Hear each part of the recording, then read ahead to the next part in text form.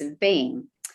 We wanted to think about change. We wanted to think about creating change, about how we can change the way we understand and approach things by changing how we talk about them, how we frame them, even the way we measure them. We wanted to imagine other futures, other spaces across areas as diverse as politics, law, national narratives, economics, the involvement of trans and gender diverse athletes in all sorts of sporting arenas. We wanted to think about poverty, playgrounds, creativity, community organising, accountability, the still ubiquitous patriarchy, and time travel. And as always in Griffith Review, we're super excited to do this through a very exciting range of established and emerging voices. This edition has an extraordinary mix of writers in it. We've got contributions from people including Julianne Schultz, Ellen Van Nieuwen, Sarah Centilles in America, Alex Cothran, Fiona Foley, Danielle Sellermeyer, Damon O'Brien, Jani Blackharley, Helen Such, Kristen Rundle, Lee McInerney, Jane Gleeson-White, Annie Yateman, John Kinsella and Thurston Moore. Yes, that's the one of the founders of Sonic Youth, among a lot of other people. In this edition too, as always, they're working across a range of genres: essays, memoir, reportage, poetry, all kinds of conversations, and 2 incredibly stunning photo essays. Now, I know that a lot of our contributors are in the audience tonight. That's one of the reasons I've just rattled so many names off, because I've been trying to acknowledge as many of you as are out there. I'm sorry if I've missed anyone. I know that there's also an amazing assemblage of people in the audience who are, you know, past and future collaborators with Griffith Review. And I'd also like to acknowledge the incredible support that we've got for this event this evening through registrations from people in the Griffith University community, including our Vice-Chancellor and President, Carolyn Evans, our incoming publisher, Scott Harrison, who's also the Pro-Vice-Chancellor of Arts Education and Law, the Dean Research for AEL, Professor Jerry Doherty, the Director of the Griffith Centre for Social and Cultural Research, Professor Susan Ford, and our Vice President of Industry and External Engagement, Dr. Peter Binks. It means the world to us to know that you are all with us tonight in some form. So I'd like to turn now to the 4 contributors who are going to talk utopias and various other things with me this evening. And as I do, I'm going to not only introduce them to you, but also ask them to introduce their particular story from this edition as well. And I'd like to begin with Amanda Tattersall, who's joining us from Sydney. Amanda's a change maker, a community organiser. She was a co-founder of GetUp and founder of the Sydney Alliance. And Amanda, your powerful piece for Hey Utopia explores some of the evolutions and epiphanies that you've encountered in your change-making career. Can you talk to us about the ideas that you lead us through in this memoir, Scaling Change, and also a little bit about the ideas that you hoped readers would carry away with them on the other side of encountering your words? Sure, thank you. And thank you everyone for being part of an interesting conversation at a very interesting time. So the story that my piece is a memoir, even though I find that phrase funny. To sort of not necessarily identify with a memoir, it makes me feel older than I am, but it is a story of the various forms of social change making that I've engaged in my life.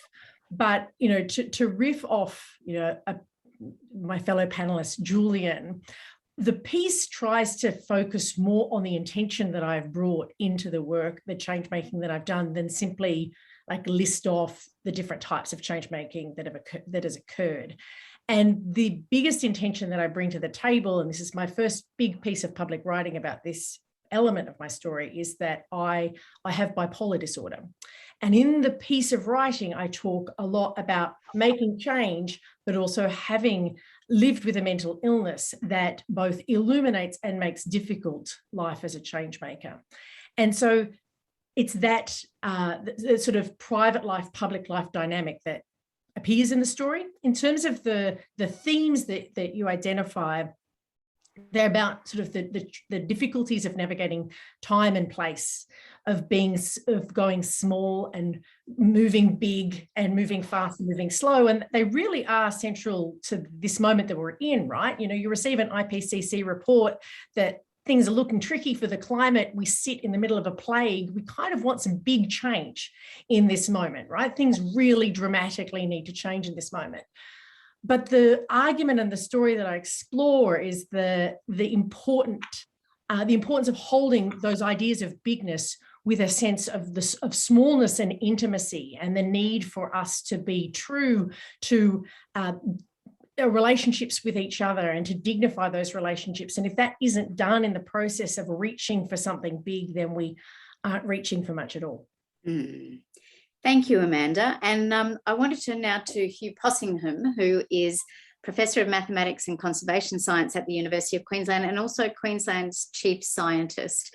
And Hugh, I love that your piece leads us towards the possibilities of transforming the world by looking at and acknowledging in the first place maybe the intersection between participatory democracy on the one hand and citizen science on the other.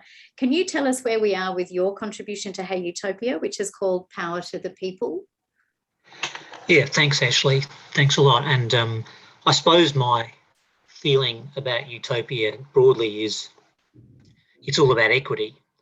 I suppose anybody who's lived for a while in the United Kingdom, which I did for a few years, in the United States, which I did for a few years, the first thing that one is assaulted by as an Australian is the diminished equity. And I don't want to be too Australia, yay, but I found being in the United Kingdom for my PhD confronting because of the lack of equity, certainly recently in the United States, the lack of equity between the rich and the poor is appalling. And I don't think you get anywhere near utopia because of that. Of course, being a scientist, one version of equity, I'm thinking about it, the simple one is money, but I think another bigger form of equity in some senses is informational equity, just knowledge. And in fact, there's many people, it's a trite quote, I think, of the last decade, that it's not about how much money you have, it's your access and ability to find information and use information that is the inequity that's driving. I sort of would also like to sort of say at the beginning of many of my talks now, I make a sort of statement after my acknowledgement of traditional owners, an acknowledgement of privilege. So we can talk about I'm a white, well-educated male with all the resources I have ever wanted and no fear ever of being able to do what I want to do and say what I want to say. And I sense that puts me in the 0.01% of the planet, if not less, that has massive privilege. And I think we forget to acknowledge that. But a lot of that privilege for me, again, as a professor, Queensland Chief Scientist, is access to information and access to knowledge. So one of the things that we're really keen on in the Office of the Queensland Chief Scientist is how do we improve that? Now, you can give 100 talks to 100 schools all over the state, and I do a lot of that, and run in and say, yay, science, do more maths, and isn't science fun? And then we can get the science communicators in who blow things up and shoot rockets in the air. But I've always felt as though that sort of goes in one ear and out the other because it's a talk. So the good thing about citizen science I like is just getting people in the community, all around the community, young, old, in every part of Queensland, involved in a science project. And it could be what trees are these? What insects are these? iNaturalist allows you to record insects and you find out what they are. But then even more things like water monitoring and monitoring where mangroves are. So we can slowly start getting people involved in the process of collecting information and asking scientific questions. And so the ultimate thesis in my little essay is that the more we get people thinking like that, the more they start reading literature, they start reading the newspaper, listening to the news and saying, I don't think that's right. I think that's wrong. I'm going to question that. The things that I would routinely do, I sort of, as an academic, you actually almost question everything too much. It's impossible to have a conversation with an academic because they just question everything you say. But I would really like more Australians to be part of participatory democracy by just knowing enough to stand up and say, hey, no, that's wrong, and I can get the information. I've been involved in this water sampling and I don't think this water's clean, and this is the data and I'm part of that process. So to me, one of the biggest parts of equity, and therefore utopia, is just access to information and thinking critically. I want to come back to that idea of involvement and collaboration a little bit further into the conversation, but thank you for that. And I'm going to segue from you, Hugh, to Amanda Niehaus, who is a novelist, a very passionate science communicator. I think it would be okay to call you a lapsed biological scientist, would it, Amanda? You have a PhD in physiological ecology, but you're now immersed in your second PhD, which this time is in creative writing. Now, your rather cheeky and also very revelatory short story, The Open Plan Office, has some interesting things to say about the environment in which a lot of scientific thinking takes place. Can you tell us where we are with Dr. X and what led you to explore her world and the position that she finds herself in? Thank you, Ashley.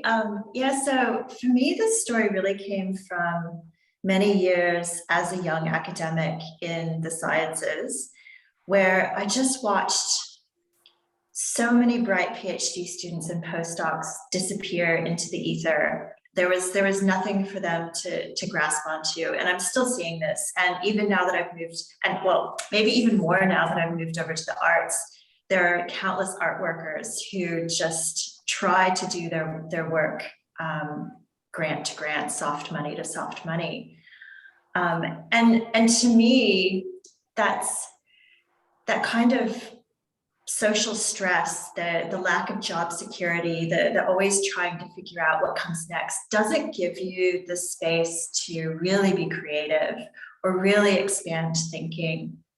And so, you know, we see big companies and universities even doing things which superficially look like they should be making big change, like bringing the right people together and getting people across disciplines to talk. But I think unless we kind of look at the deeper issues, that strategy isn't going to be super successful, because people are afraid of stepping out of the line that they know works or has worked in the past to get the academic job or to get a continuing position or even to get the next job or the next grant. So I guess I'm just concerned about the disconnect between sort of giving academics of all ages, undergrad all the way up, the freedom to explore the big ideas that the world needs right now, like in the middle of what I see as a very kind of Instagram focused, outward focused portfolio building exercise by a lot of big organizations. I think there's something really there's an edge of the precarity in the space that a lot of people work in now, you know, and as you say, a lot of those people who are involved in big change and big thinking, Amanda, it intersects with another one of the pieces in this book by Lee McInerney, who writes about the extraordinary experience of getting JobKeeper last year and suddenly finding herself able to work in a non-precarious position and finish a very big writing project. Because of that, she sort of writes about it as an accidental trial run for universal basic income. But I think that sense of precarity also segues gorgeously to our fourth panelist, Julian Merrick, and to his piece in this edition. I want to give a slightly different introduction to Julian, and I want to acknowledge too, I think Julian is perhaps the reason that we do have such a fantastic cohort of Griffith University people in the audience tonight. I want to tell you that Julian is an acclaimed theatre director. He's a professor of creative arts at Griffith University. But Julian also took on the rather ad hoc and probably very thankless task as advisory editor to a number of pieces in this collection, pieces that grew out of a series of conversations that we had, which themselves came out of Thomas Piketty's call for a just society and for the importance of sober and practical proposals to do something about the world that we're living in. Julian worked with Julianne Schultz, with Justin O'Connor, with Anna Yateman, and with Kristen Rundle on their fantastic contributions to this edition, as well as delivering a really passionate and wonderful memoir of his own epiphanies and precarities. And I think this particular suite of words that he worked on is a really interesting beginning of revising and reflecting on and navigating not just what Australia has been, but what it might yet be. So I wanted to acknowledge Julian's incredible assistance through that process. I'm so grateful that he was there through the bizarre months of pulling all of these things together. But I want to talk, Julian, about your piece, which has perhaps the most clearly set scene in the book. So we begin with you on Frankston train station in the outer suburbs of Melbourne on a particular evening in the strangeness of recent times. Can you tell us where we are with your piece for Hey Utopia, why you wanted to take us as readers to that particular place on that particular night? Yeah, I just wanted to mark a moment. You know, the nature of moments really is that they pass. And when they pass, generally we forget them, or we blend them into some kind of general vista. And I didn't want to do that. I knew that taking a theatre show, you know, on the national tour in straight out of COVID, or what we thought was going to be the end of COVID, was going to be a moment that we would probably rationalize out of existence. And that the meaning of it, whatever the meaning of it was, whatever we chose to read into it, would then get mashed up into a series of generalizations. And I should say, I wrote the piece knowing what Anna, Julianne, and Justin and Kristen were writing. So if you take all 5 of the pieces, they do actually sort of fit together. Not that anybody kind of really sort of discuss that in a sort of schematic way. But if you think of it, Anna's is very cosmological in the way that it sits on top of everything. Justin's is predominantly concerned with an international discourse. Julianne's is, of course, focused on our national history. Kristen's specifically the state experience of the quarantine thing, and mine, in a way, least of all. It's the smallest. It's really just the experience. And for a while now, I have been writing about Australian theatre and Australian drama, and trying to deal with this challenge, if it is a challenge. Realization is probably a better way of putting it, that I actually have to write out of the art. That if you're going to write about art in some way, you have to write out of the art itself. And that for me is very difficult. And this is another attempt to do that. I want to pick up on one of the things that you talk about in the piece, Julian, and I'm probably going to pronounce this word incorrectly, so please make it right for me. It's aletheia, which is a particular kind of truth or unconcealedness, something that's not hidden, that's evident. Now, there are several kind of thunderbolt moments in your piece. There's a couple of particular big realizations that take place in the script of the play that you're directing and describing. But there is also this sort of sense of moment of realization in your own world. What was the key thing that came into this unconcealed focus, this unconcealed space for you, not just through that night in Frankston, but also through your creation of this piece? Yeah, it's going to be very simple to say, but the implications of it are very profound for me, but perhaps generally too. As a researcher and as a person, I do 2 things. I spend my life in theatre on the one hand, and the world of kind of culture. And then on the other, I spend it in the world of basically policy history. That's really what it comes down to. And that comes about because of the quirk that I trained as a social scientist before I went into the theatre. Generally, they present, or they have presented in my life as 2 separate problems. One is the problem of why Australia doesn't care about its culture, just to put it briefly and a bit cheekily. And the other is, why has it had such a terrible history in its post-white settlement period.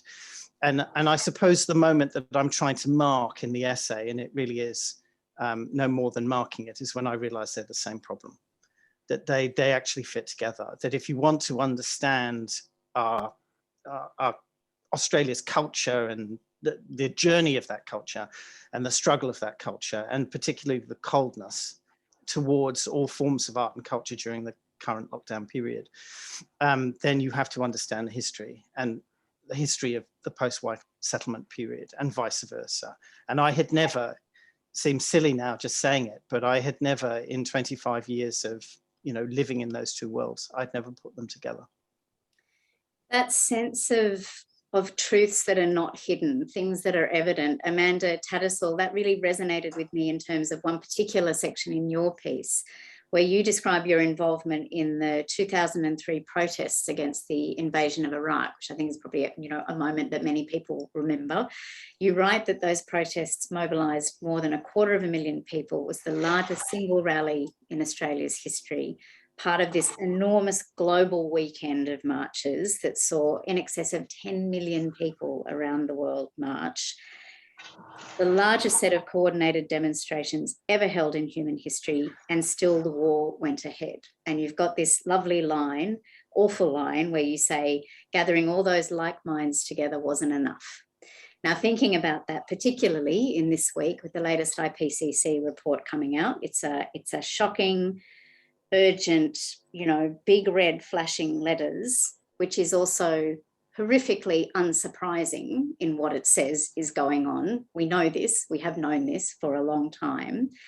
Can you talk about the chasm between those kinds of instances of protest, that sort of like-mind collective that we do all draw a lot of strength from, and then the lack of response on a political scale? How do you navigate, and can you sometimes activate that disillusion, that disappointment, that gap, I guess, as a change maker? Yeah, well, you're speaking to some of the challenges that have driven my life, right? That protest and its beautifulness as well as its limitation literally it was a turning point in my entire life, like more than just my career. It was a turning point in my life because I've been trying to answer this question professionally and in change making for the last, best of 20 years.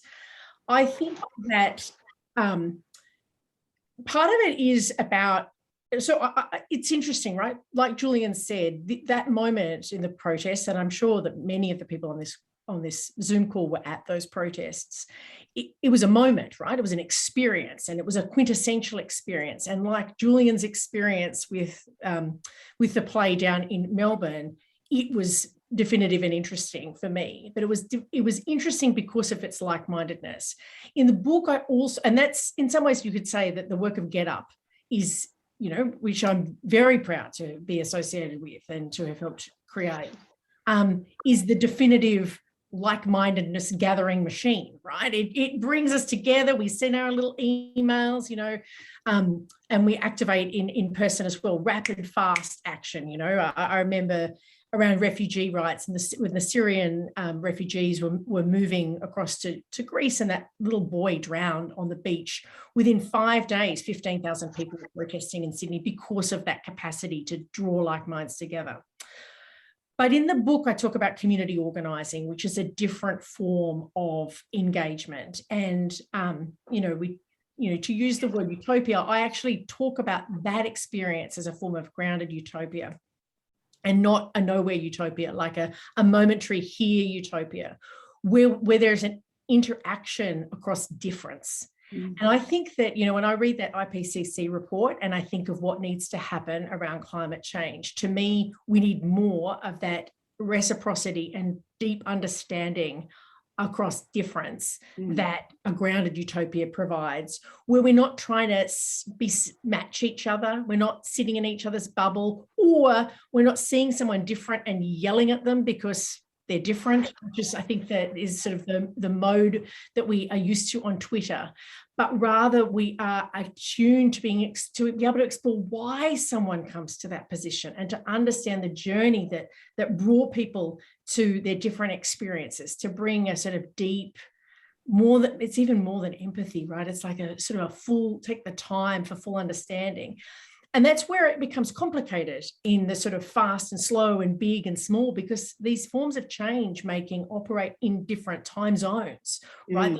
The slow that happens in those intimate experiences, where in the book, in the article, I talk about meeting Maha Abdo, the head of the Muslim Women's Association, and the way in which that interaction happened was so slow, but so powerful. Like if we hadn't had that, years of change wouldn't have happened. So it's interesting. I posted the article out to some of my friends on Facebook, as you do, and it sparked a little conversation. And some people responded by trying to work out how you could fix the problem between fast and slow and big and small. And it's like, that's not the point, right? The point of successful change making is being able to surf the wave of big and small and fast and slow, and being able to know how to navigate those tensions, the perennial dialectics that you have to move through. It's being able to that's what I've learned as a change maker. And in a sense, it's what I've learned as someone who lives with bipolar, because my brain has eventually taught me to try and learn to navigate between big and small as well.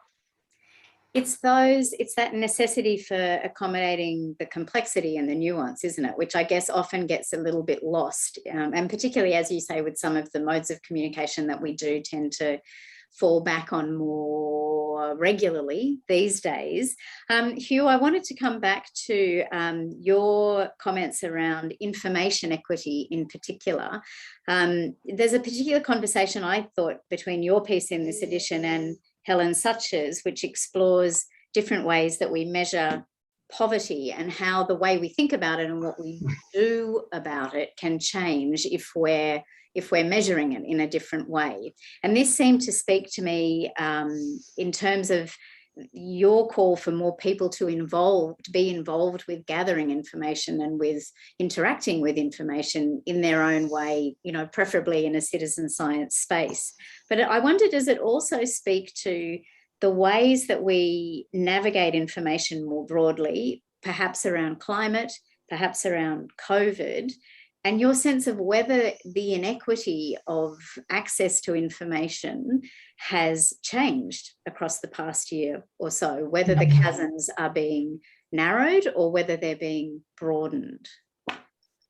It's a good question. I mean, I don't know whether information inequity has changed in the last year with so much lockdowns and so many people interacting through remote mechanisms. I mean, I do feel, when I was listening to Amanda and others, that the real conversations are the conversations that aren't happening, because I do feel in the last 15 or 20 years, just personally, my ability to have a conversation with somebody that doesn't think like me has dropped to zero. I just don't meet them. My family thinks like me, my colleagues think like me, my workmates think like me. I don't know who the people are that don't believe in climate change. I don't know. To be honest, I don't know. I can't find somebody who isn't a socialist. I'm surrounded by people who are identical to me, left-wing, greeny, socialist intellectuals, and that my world gets smaller and smaller, despite what I just said, that I feel as though I can see anybody on the planet. And it could be because people refuse to talk to me, because I have particular views and they'll know what they are, and they think, well, I've no point to talking to Hugh about that issue. We know what he thinks, and he's also going to be relatively strident and probably not very good at having a conversation with people. So people just don't talk to me about climate change if they don't believe in it.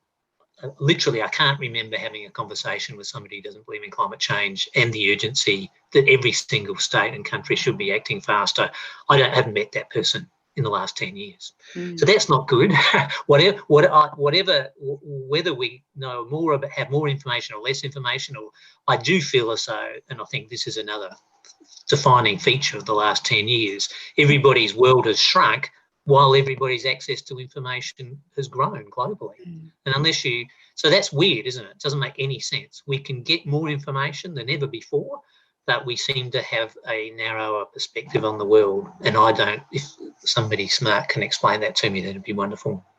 I think it does intersect with those questions of speed and scale in a way, doesn't it? Of the different ways we, everything gets bigger but smaller simultaneously. Julian, I wanted to come back now, not to your piece, but to Blue Wedge, which is the very powerful and forensic kind of topography that Justin O'Connor's created for us of how Australia's cultural sector in particular came to find itself in the position that it is in. The urgency of controlling its own navigation to whatever future state it might achieve. Can you talk to us a little bit about Justin's piece? It felt to me, and I love your point that all 5 of those pieces talk to each other, but Justin's and yours had a particular complementarity, I thought, in the stories that they were telling. Yeah, I think the value of Justin's piece, I mean, they're all beautiful pieces, but Justin's piece is a remarkable synthesis, I think. It springboards off the penultimate chapter in Piketty's latest book, Capital in the 21st Century. So that's where he puts out the sober proposals for a just society. And then Justin then focuses on the fault line, I suppose, of what you'd call third wave labour, and the little idicule that it created for arts and culture to fall into bed with a certain kind of economic thinking, and the ruin that resulted from that, not on almost every level, on a methodological level in the sense of coming up with false measures of value, on a social level in terms of abetting a political agenda that it hadn't thought deeply enough, and that was ultimately a very bad one, but also culturally in the sense of robbing cultural production of the very thing that makes it valuable. And just listening to Hugh, where he said, where would you find these people? I can tell you where I would find them, and that's in my theatre audiences, because we may attract to a political rally the people who hold our views, but generally speaking, the people who read books of poetry, or go to films, go to theatre, tend to be more general. So there is a remarkable capacity that arts and culture have to address, if not a universal audience, then certainly a wider one. So I think that part of the impact of Justin's piece, apart from giving the story of how it happened, I think one of his analogies is it's like crashing over and over again in the same car, is also pointing out the opportunity cost. Because we have been talking about arts and culture in this kind of hobbled econometric way, and have bought hook, line and sinker this fantasy really of endless growth, and tried to position some kind of disincarnated notion of creativity as the thing that we're selling. We've ignored the social purpose that we can perform. And I thought Amanda's phrase of interaction across difference it nails it completely. That's what we have to do. And actually that was part of my little moment last year. I didn't put it in because it's not really a utopic moment, but I thought, oh my God, I'm going to have to start talking to people I hate. I'm going to have to start talking to people I strongly disagree with, and go beyond information to understand their experience. And I think that's the danger of a information-rich society, is that we split this world of data from the world of life. And once you do that, you're stuffed. There's a beautiful piece in this edition by Sarah Santilles, who some people might know from Draw Your Weapons and her new book, Stranger Care. She wrote a great essay on LitHub a few years ago now, talking about the problem with the idea of empathy and how it sort of requires us to find the thing we have in common before we feel empathy. And, this necessity, exactly as Amanda is saying, of reaching across difference and needing to sort of make those other connections, which again, I think comes back to that sort of idea of complexity and nuance. And Amanda Niehaus, I wanted to come to you. This is a different kind of difference to talk about, but as someone who straddles, the sort of cultural and ecological workspaces, the classic arts science divide in some ways, can you unpack that very real tension between the idea of collaboration, which is a beautiful idea, and it's what your character is, you know, all in there for in the short story that you've written for us. But then the reality of that against the sort of cold hard face of cuts and competition on both sides of the fence, as you say, for limited resources and limited opportunities. Do these kinds of things work against any hope for sort of change, let alone any kind of utopian tilt at a better way of getting to that collaborative point? I think it all just muddies the water a bit, I'll be honest. I think that we're bombarded with so many images about what utopia should look like on social media, on advertising, on, you know, everything that we look at every day. We know what we should be aiming towards, but reality doesn't work that way. And I think this last year has taught us all that what really works to create change is listening to each other and having conversations with different people.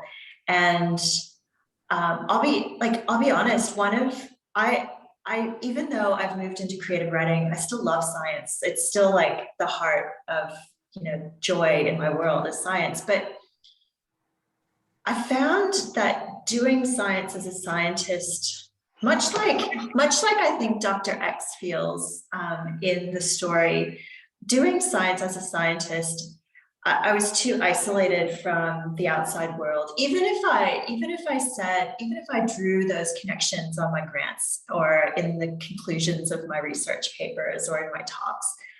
And that's what brought me to writing and to fiction. And the thing about fiction is you have to pay attention. If you want to write decent fiction, which I'm not saying that I do, but I think you have to listen to people and you have to watch people, and it really starts to connect you with humanity in a completely different way than sort of sitting in front of your computer thinking about how you get the next Nature paper.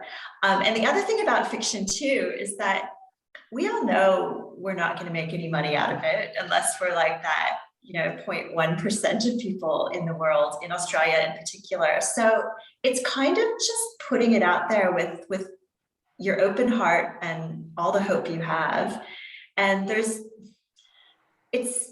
think it kind of speaks against that sort of capitalistic, feeling that we need to sort of strive for bigger and better. And because we know we're not getting rich on our books, but we do it. We have to do it anyway. So that's kind of where I was thinking. And Dr. X in the story, she just wants to do good work, and she wants to connect people. And what she's seeing is I go back to Instagram, and I love Instagram, but it's just full of beautiful images. And what she's seeing is sort of an aesthetically beautiful image, or an architecturally beautiful image that just doesn't work in real life.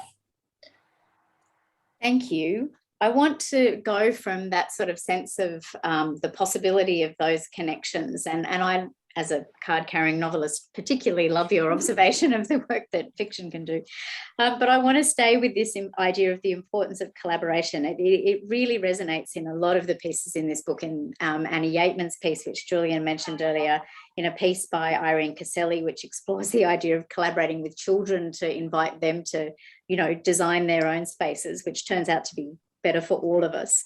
Amanda Tattersall, I wanted to come back to you in terms of grassroots community organising, just to sit a little bit longer with that idea of collaboration and the idea of genuine exchange, and whether your sense of whether that's important to any kind of change in any sphere, no matter if we're going big, small, fast, slow, that there has to be that kernel somehow of collaboration and connection to make it work.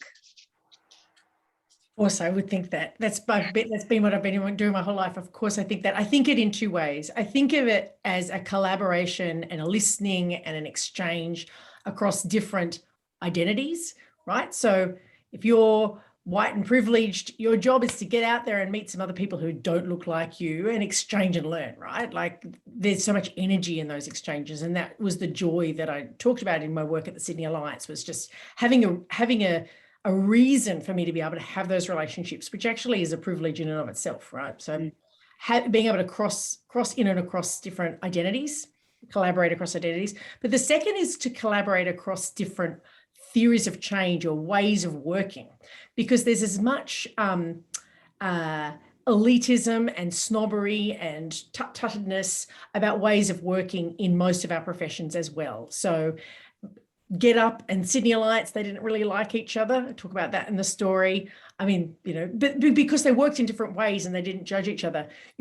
Face-to-face doctors and public health professionals have different ways of working in how they, one relational, one big ideas. These ideas play out in many different professions in many different places.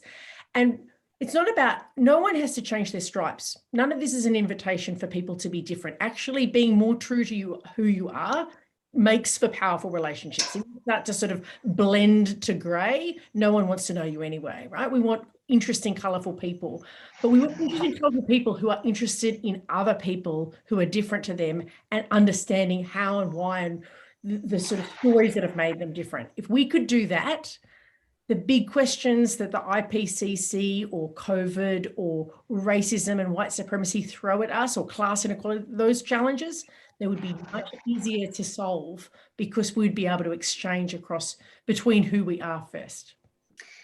Hugh, I wanted to step a little bit sideways now. Years ago, I interviewed another researcher from UQ who'd moved to Australia from the UK with the presumption that Australia would have a population of biophiles, people who just love where they are, love nature, passionate biophilia would run rife here. And I can remember talking to you years ago as well about just how much you enjoyed the level of wildlife you could intersect with just in your own backyard in Brisbane. You didn't have to go miles away to, interact with glorious creatures. Does the landscape of Australia, even in its most urbanised spaces, does it lend itself to greater openness or greater capacities for citizen science, for sort of greater uptake? Is that a hopeful sort of possibility of where we are and how we might change how we relate to the world? Well, it certainly does. I mean, places like Brisbane, Sydney, all the major cities are full of biodiversity. There's more biodiversity in the major cities of Australia than the entire United Kingdom. Each one of those cities has more biodiversity in it than the entire United Kingdom. So it is always been, I find, a very puzzling mystery why, to be blunt, natural history interest in Australia is very low relative to the United States and all of Europe. And if you do all the cross matches in terms of GDP and wealth and education, it doesn't make any sense. It's a fact, though. It is possibly getting better. I think you talked recently, what was the impact of COVID?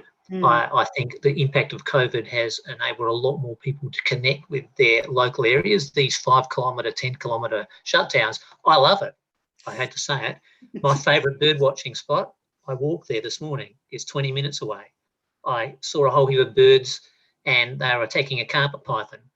I found a brush turkey mound and I picked all the bower spinach off it and I put it in my omelette for lunch. So there's so much diversity in that place. I saw 57 bird species in 57 minutes. So, what more could you want? And I am noticing, not only do I count birds, I count bird watchers. So maybe I'm becoming a social scientist. Maybe there's hope for me yet. So I have seen, after the last 20 years, the number of people at my favourite spot go from 1 every 2 days to 25 a day. There are 25 bird watchers there every day, new bird watchers, camera bird watchers. So I actually think natural history is booming, and a lot of it is because of COVID. A lot of it's digital photography. A lot of it's better information. Everybody can get an app on their phone. They can take a picture of this obscure little green insect in their garden, and then iNaturalist will identify it for you. So that, before you had to go through the insects of Australia, which was impossible and nobody could access that.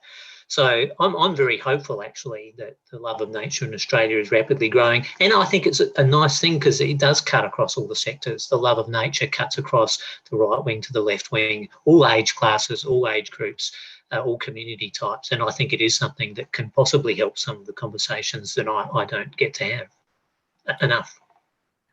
Julian, I want to come quickly to you. I've got one eye on the time, but I wanted to talk just for a moment, if we could, about Julianne Schultz's piece, which is the lead piece in this collection. It explores some of Australia's national narratives and how many times these have tried to claim this country as a utopia, pretend that any part of us embodies anything utopian.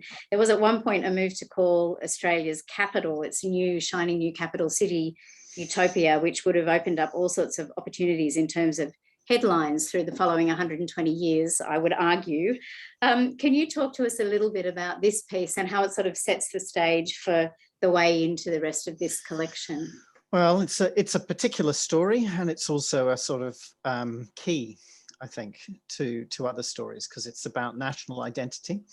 And I think though we, though we're talking about difference, ultimately, as Australians, we all live within not only the same geographical place, but we live with the same historical baggage.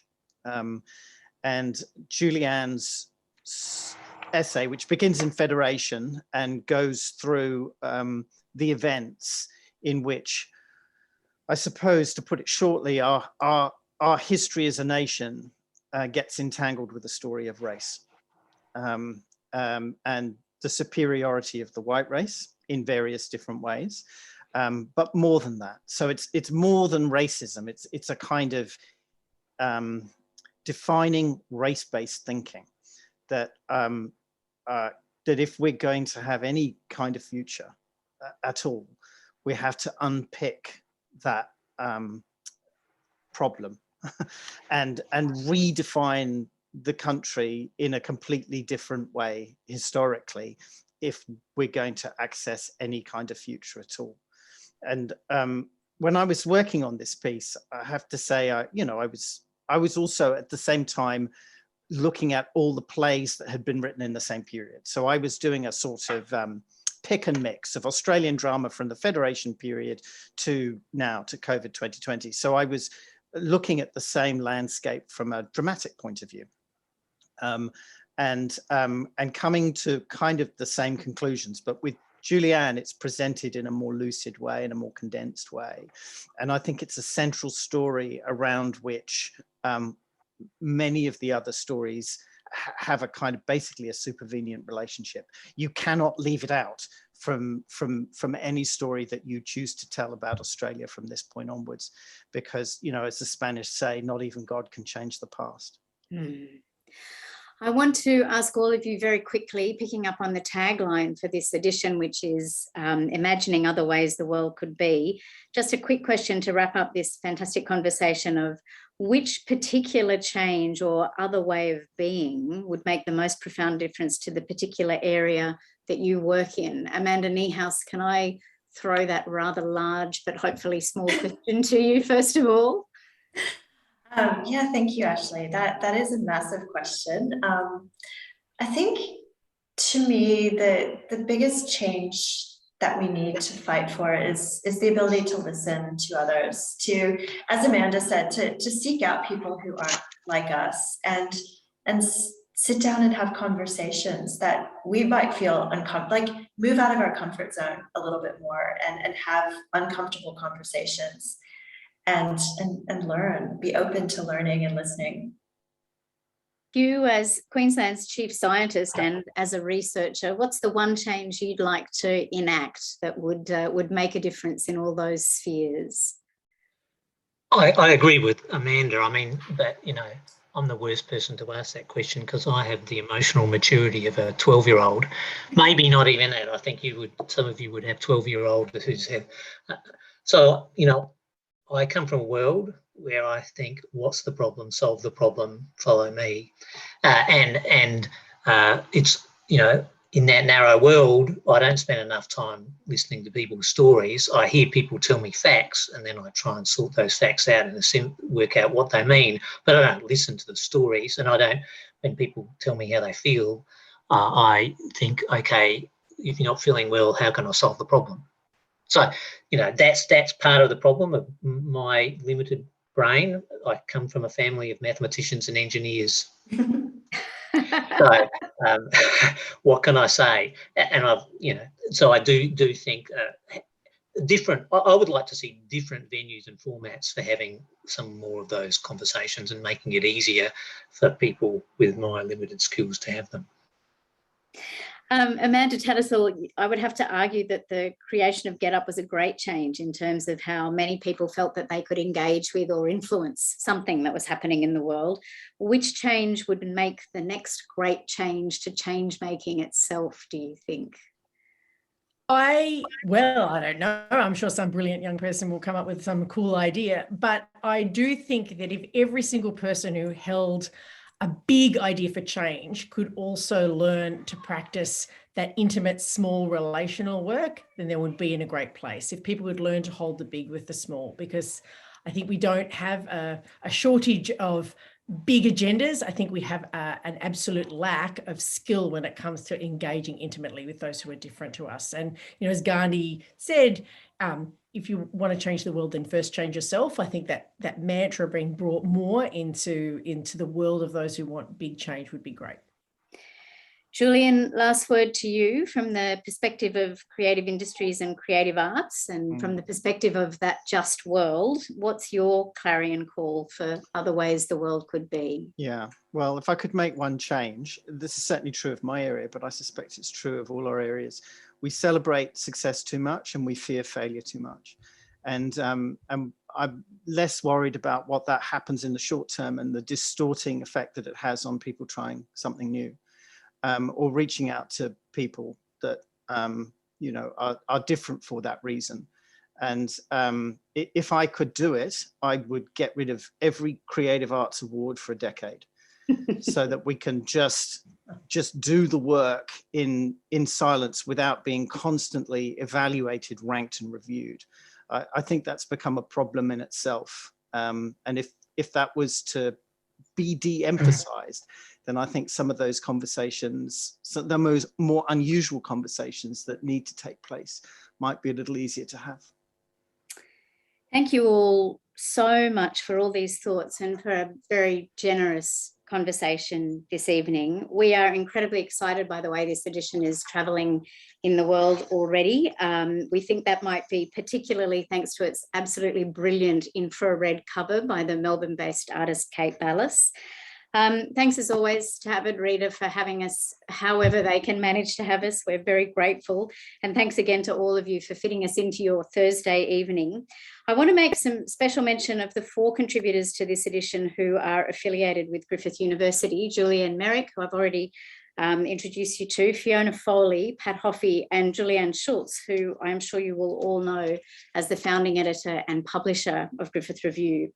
Julianne will be leaving Griffith University at the end of September, and she'll be stepping down as publisher of Griffith Review as well. And I wanted to take the opportunity to say at a personal and professional level, I just cannot thank Julianne enough for her friendship and her mentoring, for her support and encouragement of me as a writer over a lot of years. But then for the extraordinary opportunity of trusting me to be the next person that stepped into this job as editor of Griffith Review in 2018. There is no one with Julianne's breadth of knowledge and experience in Australia's media and cultural landscape. Her intuition around the zeitgeist, around what we're all going to need to be thinking about in 6 months, 9 months, a year's time, is completely legendary and without match. It's been an extraordinary privilege to come into this space after Julianne. I think the phrase "a hard act to follow" is something of an understatement. It's an extraordinary opportunity to be invited to follow in her footsteps and create and curate Griffith Review 4 times a year. If we were in a room, I would at this point ask you all to join me in thanking our 4 panellists this evening: Julian Merrick, Amanda Niehaus, Hugh Possingham and Amanda Tattersall. I'm going to imagine that I can hear you all clapping now. I really hope you'll enjoy your own journey through Hey Utopia, and thank you all so much for being with us this evening. Thank you so much, Ashley. This has been an absolutely fascinating conversation, and they always are with the Griffith Review. There's always something that is unexpected. So thanks everyone who joined us tonight. A lot of you are from lockdown areas around the country. A lot of you can't get out of the house at the moment, and I think that this edition of the Griffith Review might be a great thing to order. I have given you our link to it online, but I also want to say that there are a lot of bookshops in lockdown at the moment who can't trade like they normally do, and they really do need our support. So if you're in a lockdown area, please find your local bookshop and order this book from them. We want to support them. And also thank you so much for supporting our events program. We have shifted and changed events at a rate of knots in the past few weeks with our lockdown here and your lockdowns there. And our audiences have stuck with us through thick and thin. So thank you very much for being very tolerant and very flexible as we try and go with the punches and get through this year. Hopefully there is a utopia on the other side for all of us, whatever they mean for you. Thanks, everybody, and good night. Good night, everybody. Good night. Thank you. Good night. Thank you.